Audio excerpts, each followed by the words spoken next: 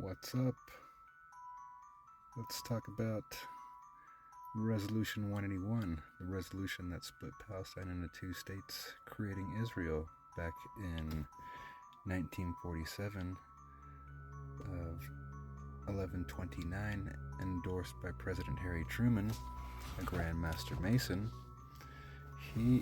President Harry Truman signed the National Security Act, which gave birth to the CIA, and William Casey was a member of the CIA, and he was a director of the CIA, and he was a member of the Knights of Malta.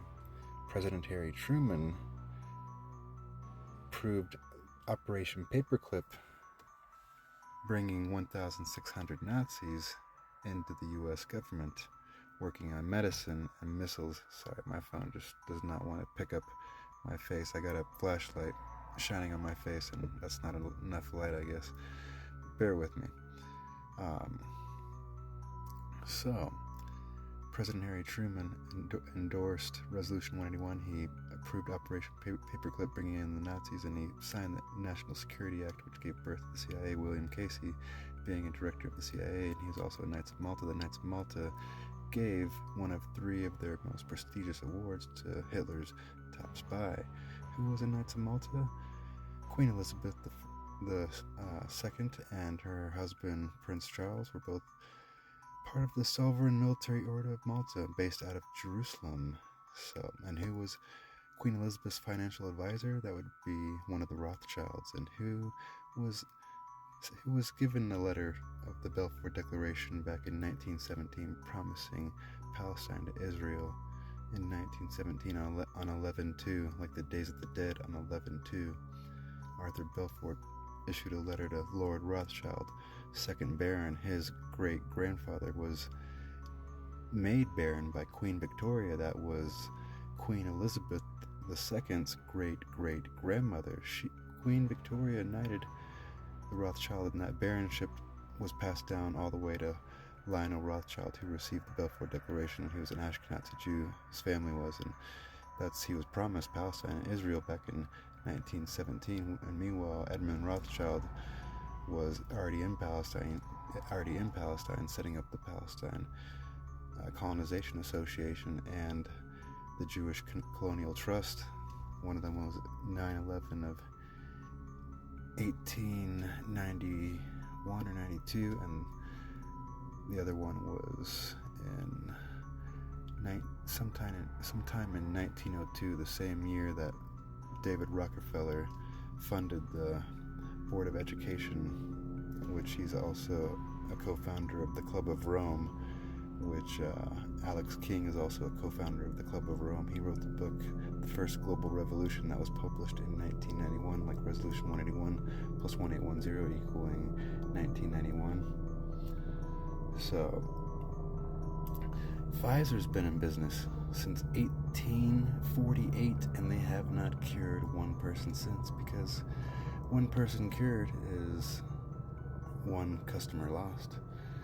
And where did the founders, Charles F.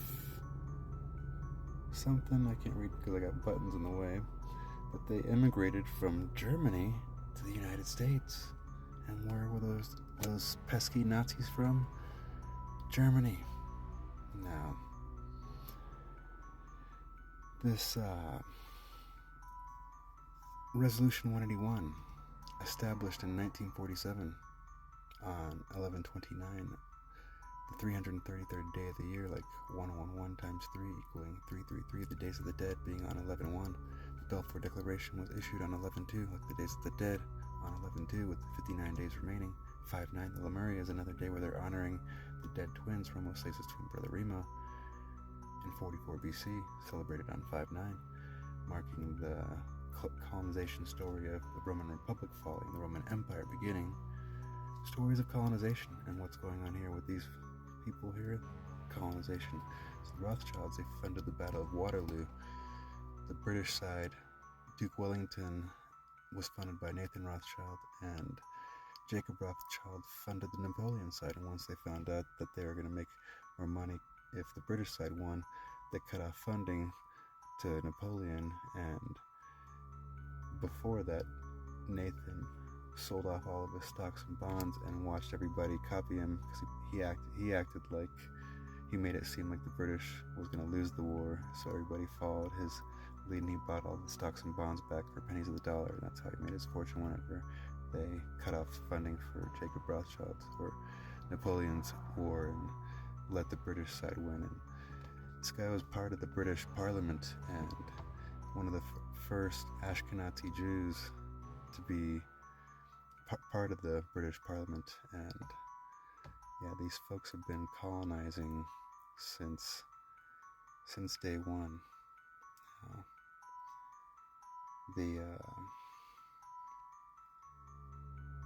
Let's see if I'm leaving anything out here.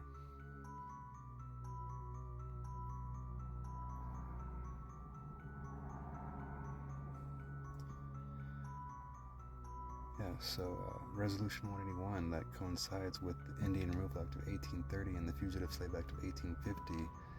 The Indian Removal Act of 1830 on 5/28, that was signed into law by Andrew Jackson, a Grand Master Mason, and Resolution 181, splitting Palestine into two states, creating Israel, set up from the Balfour Declaration when Arthur Balfour promised Lord Rothschild Palestine to Israel back in 1917.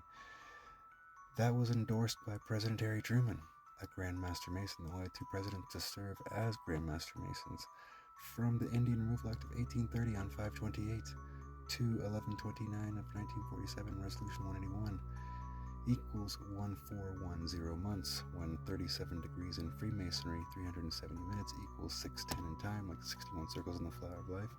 61 minutes equals 101 in time, when 101 minutes equals 141 in time. Sneaky little Masons and their little colonial magic tricks. They've been all in cahoots with each other, the Rothschilds and Queen Elizabeth, and who preceded Queen, or who did she succeed?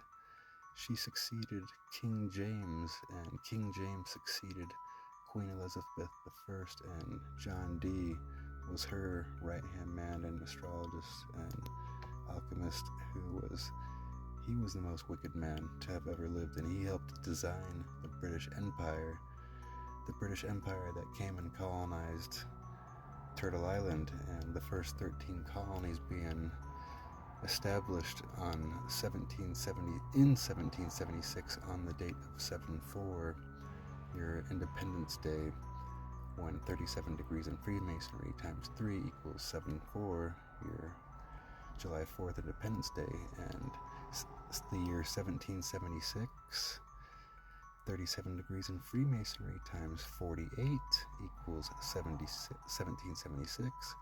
Freemasonry, it began in 1717, that's when it was founded, so 61 circles in the Flower of Life. Remember, 37 degrees in Freemasonry, 370 minutes equals 610 in time, so 61 circles in the Flower of Life times 17 equals 1037, and 1037 minutes equals 1717 in time. Those sneaky Freemasons and their little Freemason colonial magic tricks. It's gonna be fun watching Babylon fall and watching these guys flail, because karma's coming. Saturn went into retrograde on 6/30, being the 111th or 181 days. 6/30 equals 181 days, when 1830, the Fugitive Slave Act of 1830, the Fugitive Slave Act of 1850, Indian Removal Act of 1830, when 1830 converts to 6/30, it's the date 6/30 equaling 181 days. 1830 equals 18.5 hours equaling 1110 minutes, like the Indian Removal Act of, or like the Days of the Dead on 11/1. So see how all this colonial magic shit is just being plagiarized. So 183 days separate the longest day of sunlight, summer solstice, from the longest day of nighttime, winter solstice. Just like Horace Mann, the Massachusetts legislator, founded and advocated for all the free schools across the country, and not to be mistaken with Horus, the falcon sun god, if you're observing the sun from the longest day of night to the longest day of sunlight and equaling 183 days. They're not plagiarizing the old Egyptian.